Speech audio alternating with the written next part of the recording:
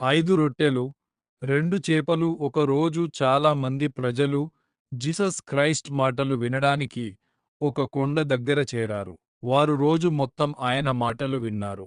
సాయంత్రం అయ్యేసరికి అందరికీ ఆకలి వేసింది. అక్కడ వేల మంది ప్రజలు ఉన్నారు.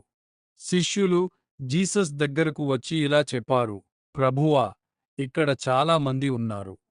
వారికి తినడానికి ఏమీ లేదు. అప్పుడు జీసస్ అడిగారు, మీ దగ్గర ఏముంది? అక్కడ ఒక చిన్న బాలుడు దగ్గర 5 రొట్టెలు మరియు 2 చేపలు మాత్రమే ఉన్నాయి. ఆ చిన్న బాలుడు అవి జీసస్కు ఇచ్చాడు. జీసస్ ఆ రొట్టెలు, చేపలు తీసుకొని దేవునికి కృతజ్ఞతలు చెప్పారు. తర్వాత వాటిని ప్రజలకు పంచమని శిష్యులకు చెప్పారు. ఆశ్చర్యంగా, ఆ 5 రొట్టెలు మరియు 2 చేపలు వేల మంది ప్రజలకు సరిపోయాయి.